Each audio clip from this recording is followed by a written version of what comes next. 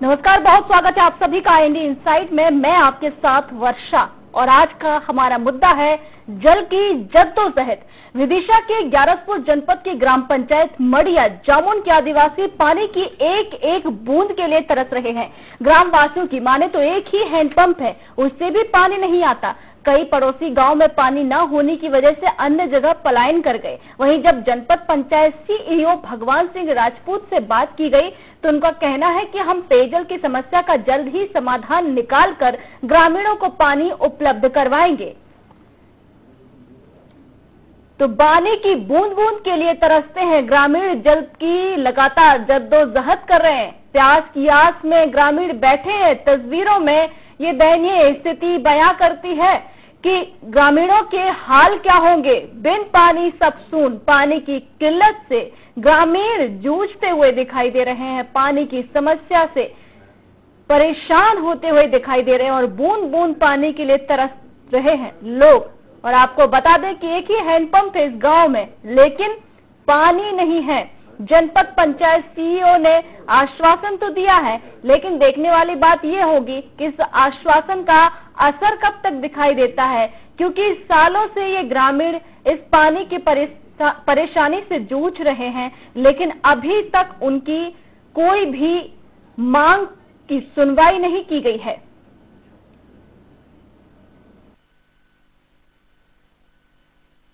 हम ग्राम गमरिया के रहने वाले हैं। पानी की समस्या 8 साल से है यहाँ पर जी। और ये छोटे छोटे बच्चे ना तो पढ़ लिख पा रहे, ना हम किसी की मेहनत मजदूरी कर पा रहे जी। हमें 2 किलोमीटर जाना पड़ता है मड़िया, वहाँ से पानी लाते हैं, कभी एलछे से लाते हैं। अब ऐसे मोटर का थोड़ा बहुत सहयोग देते हैं जो किसान लोग, तो कभी चालू कर देते हैं, कभी बंद कर देते हैं। लाइट समस्या, मोटर बिगड़ गई, कहीं कुछ हो गया तो बस मड़िया या एलछा यहाँ से भर के लाते हैं। और सरपंच सचिव हालांकि सबको ये बात का पता है कि यहाँ 8 साल से पानी की समस्या है, सब कर्मचारी देख रहे हैं, मगर हो जाएगा बस ये चल रहा है। टैंक आ जाता है, चला जाता है, जैसा ही टैंक आया टायर के पते नहीं है, कहीं कुछ नहीं है, कहीं पंचर रखा है, उसका पता तक नहीं है कि टैंकर कहाँ है। आपने मुझे बताया, मैंने तत्काल जो है पंचायत में फोन लगा के बात किया है। सचिव रमेश है वहाँ पर, तो उन्होंने बताया कि चूंकि जो है ये पूर्व से वहाँ पर दिक्कत होती है, वहाँ की जो पानी की जो स्रोत है अभी जो गर्मियों में बंद हो जाता है, तो उसमें जो निजी जमीनों में ट्यूबवेल है उससे जो है पंचायत जो है 2-3 लोग ऐसे हैं जिनसे पानी लेके गाँव वालों को पिलाती है। अभी मैंने बात किया है कि 15वां वित्त में चूंकि इस तरह की जो पेयजल से समस्याएं हैं उसके विषय में व्यवस्था हेतु प्रावधान है। अपने को मैंने बता दिया वहाँ पे एक टंकी बना के और पानी जो है ट्यूबवेल जो इंडिविजुअल लोगों को जो व्यक्तिगत ट्यूबवेल लगे हैं उनसे जो है व्यवस्था करवाएं। सहमत हो गए हैं और बहुत जल्द जो है हम इसको समस्या का निजात करें। तो ये तस्वीरें आप देख रहे हैं, छोटे छोटे बच्चे हैं जिनकी पढ़ने की उम्र है, ये हाथों में बर्तन लेकर पानी की आस में भटक रहे हैं। हमारे साथ जीवन आदिवासी जुड़ चुके हैं, ग्रामीण हैं गमरिया के। जीवन जी, बहुत स्वागत है आपका। ठीक है जी मैडम जी। जीवन जी, पानी की समस्या है आपके गांव में, कब से ये परेशानी है? जो जैसी जो नवदुर्गे लगती हैं मैडम जी, जब से जो परेशानी पानी की समस्या ज्यादा ही आती है हमारे गांव पे जी। नवदुर्गा के टाइम पर आपको परेशानी आती है? हाँ। और कब से ये समस्या है? जो तो 8-9 साल से है ये समस्या। बाकी टाइम पानी आता है? हाँ, बस कार्य में मिलता है अकेला पानी बस। और आप लोग अगर पानी की समस्या होती है तो पानी कहाँ से लाते हैं? जो पहले ये पटेल लोग रहे थे जिनकी चलते हैं मोटर हैं जी, तो मोटर पे सब भर लेते हैं पानी जी। कोई गाड़ी दे रहा हो तो ही भर रहा है पानी। अब का पानी तो पीना नहीं, फिर मड़िया से ला रहा है और इलछा से ला रहे हैं जी। कितने दूर है ये स्थान? 1-1 किलोमीटर दूर है मड़िया और इलछा। और आप लोग जिनकी मोटर से पानी भरते हैं वो कितने दूर है?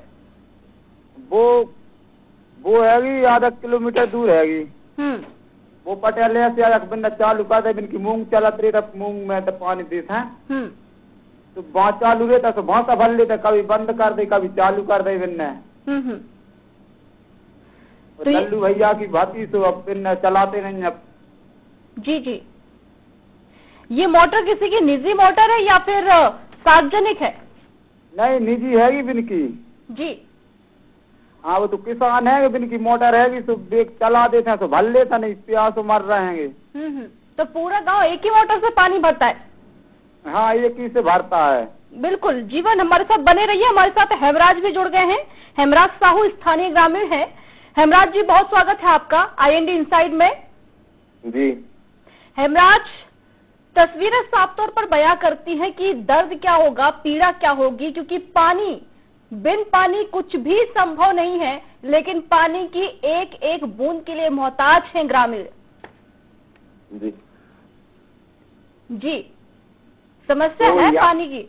हाँ, बहुत समस्या है यहाँ पर। आधा गांव तो ये गांव जो है पूरा आदिवासी गांव है। ये जामनमड़िया पंचायत में आता है, पूरा आदिवासी गांव है। इसमें आधा गांव तो पलायन कर चुका है पानी के अभाव में। ना तो बच्चों की पढ़ाई हो पाती है ठीक से, बच्चे 8-8 दिन तक स्नान भी नहीं कर पाते हैं। और प्यास के कारण क्या होता है, 2-2.5 किलोमीटर दूर तक ग्रामीणों को पानी भरने जाना पड़ता है, जिसके कारण मजदूरी भी नहीं कर पाते, तो उनका जीवन यापन भी ठीक से नहीं चल रहा है। और इस पर कोई भी अधिकारी ध्यान नहीं देता। तो कल जाकर के SDM महोदय को भी ये ग्रामीणवासी सभी आवेदन दे के आए हैं।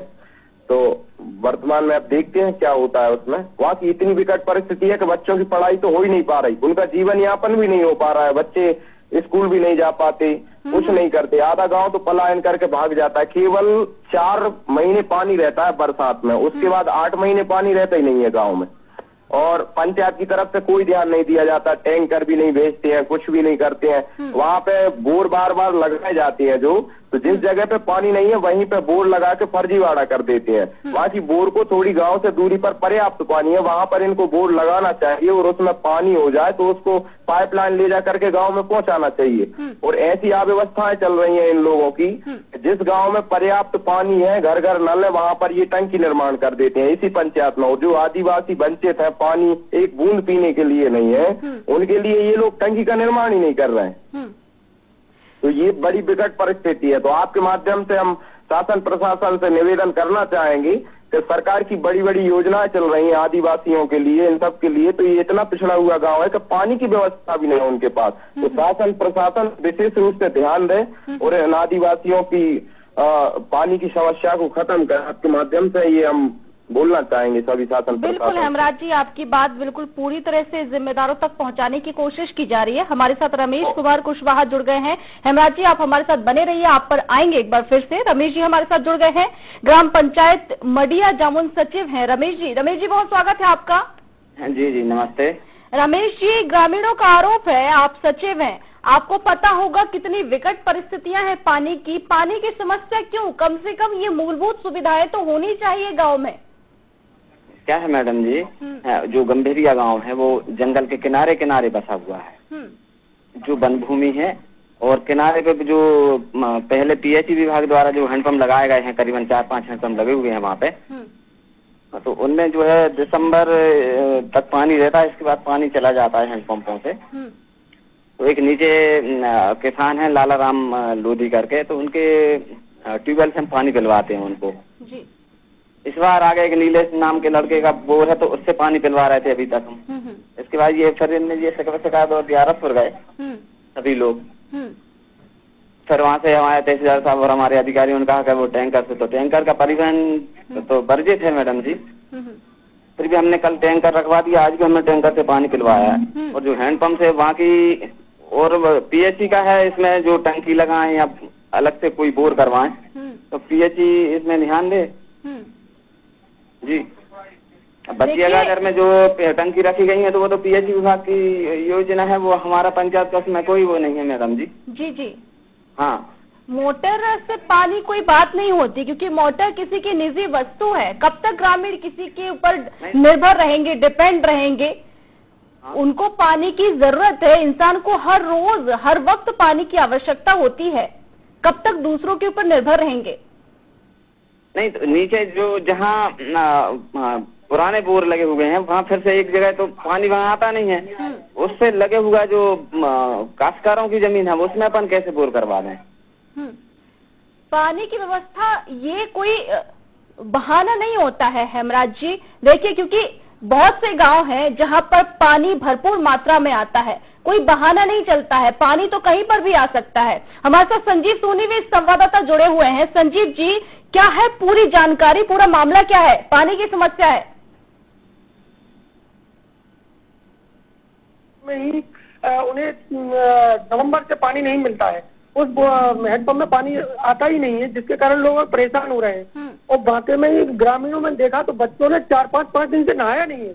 उनकी हालत देखकर ही थोड़ा सा लग रहा था कि ये बच्चे कैसे रहेंगे, बीमारियों का और ज्यादा फैलेंगे उनके साथ, क्योंकि अगर नहाएंगे नहीं तो स्वाभाविक बीमारी फैलेंगी। और बेचारे ग्रामीण मजबूर हो रहे हैं बिना नहाए।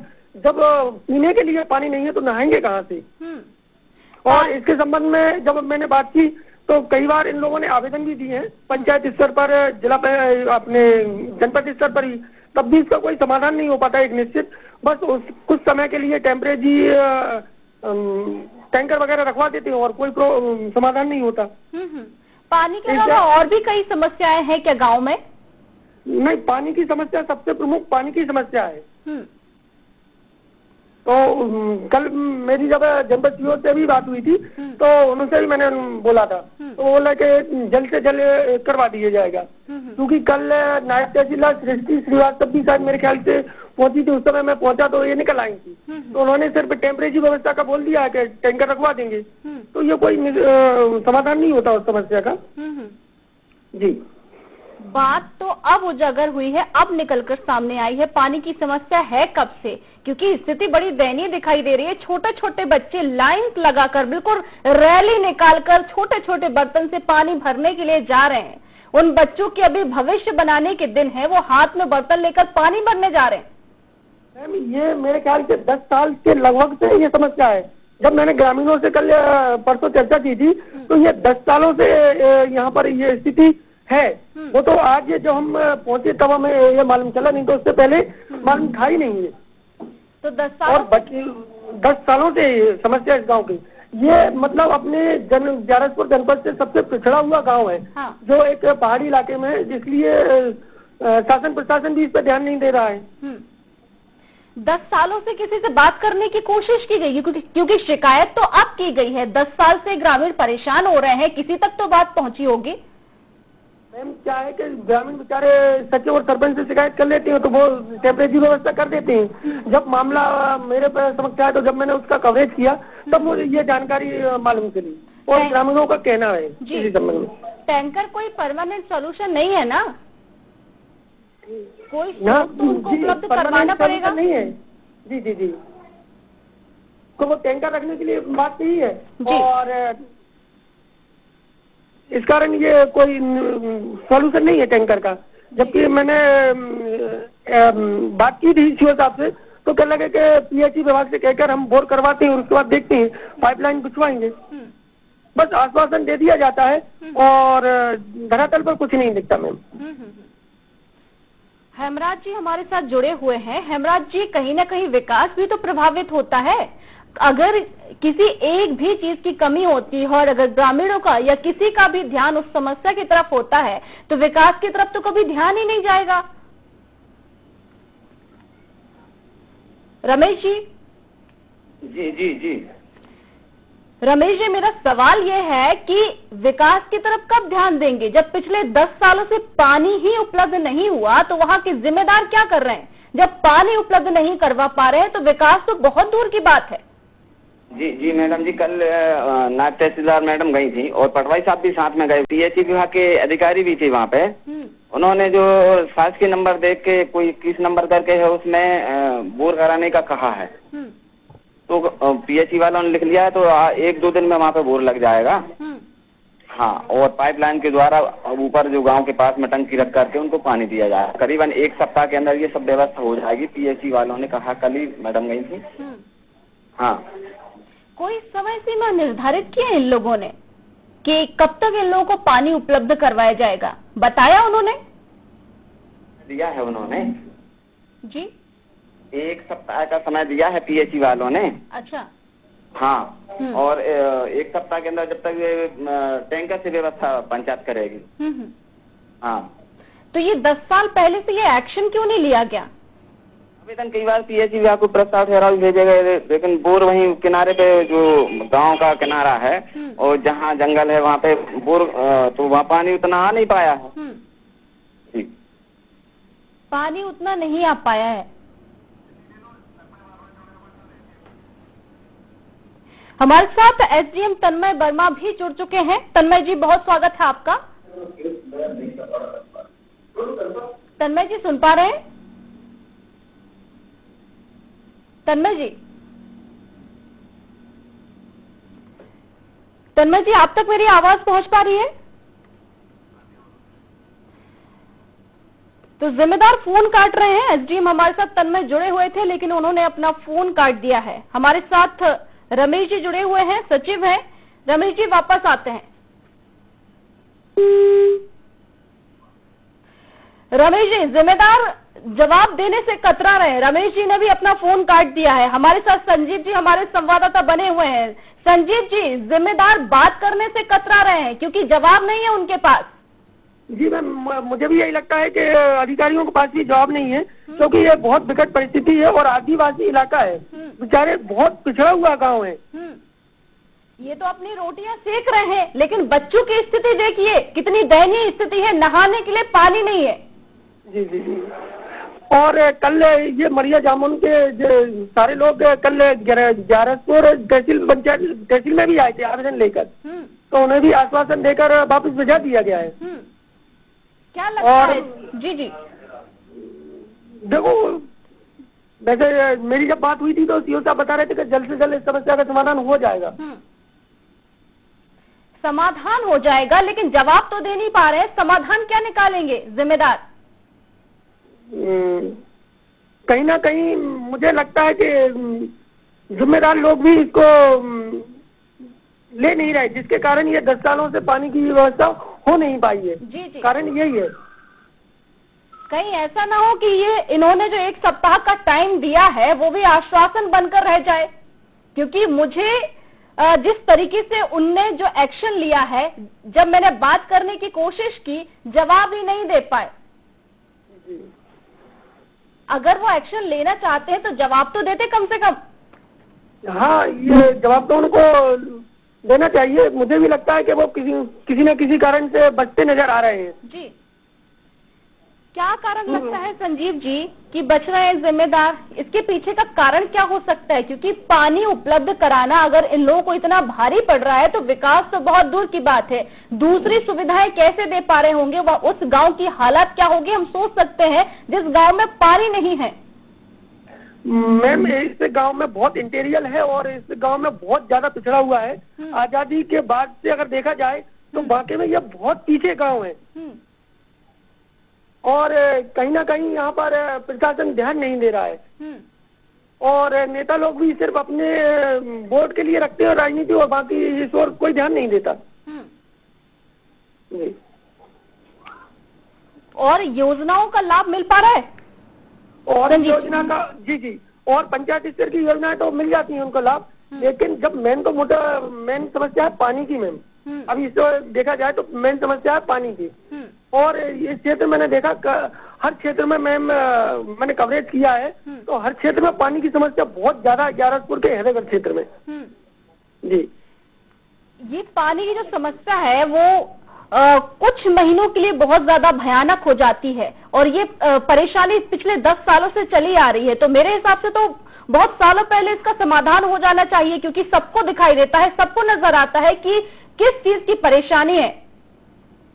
नहीं, मुझे ये लगता है कि प्रशासन सिर्फ थोड़ा सा आनन फानन में कुछ समय के लिए टेम्परेरी व्यवस्था कर देती है और बाद में वो समस्या जो कि तो हो जाती है। आनन फानन में क्यों? बस यही है, सरकार से पैसा आता है ना। हाँ, पीएचई विभाग का पैसा आता है, पीएचई विभाग भी इस पर ध्यान नहीं दे रहा है जी। और सबसे ज्यादा तो पीएचई विभाग है जो इस ओर ध्यान नहीं दे रहा है। कहीं भी योजनाएं बना देता है, पाइपलाइन बिछाता नहीं है और न पानी की व्यवस्था दे पाता। तो पूरा जिम्मेदार किसको माने? अगर इन छोटे छोटे नन्हे मुन्ने बच्चों को पानी नहीं मिल पा रहा है पीने में, कितने सारे लोग होंगे जहाँ पर वृद्ध होंगे, बच्चे होंगे छोटे छोटे। कौन है इसका जिम्मेदार? किसको ठहराया जाए? जिम्मेदार तो मेरे ख्याल से सारा शासन प्रशासन ही है पूरा, और खासतौर पर पीएचई विभाग जो इस ओर ध्यान नहीं दे रहा है। आपको क्या लगता है संजीव जी, जो आश्वासन उन्होंने दिया है 1 सप्ताह का, क्या ये वाकई सच है और ये अपना जो उन्होंने सांत्वना दी है वो पूरी होगी? नहीं, मुझे नहीं लगता। वो सिर्फ टेम्परेचर व्यवस्था करेंगे वो, और उसके अलावा कुछ नहीं कर सकते कि टैंकरों से पानी उपलब्ध कराएंगे, और इसके अलावा कुछ नहीं हो सकता है। जी संजीव जी हमारे साथ बने रहिए। एक बार फिर से आप सभी को दिखाते हैं कि ग्रामीणों की समस्याएं क्या है और ग्रामीणों का दर्द क्या है।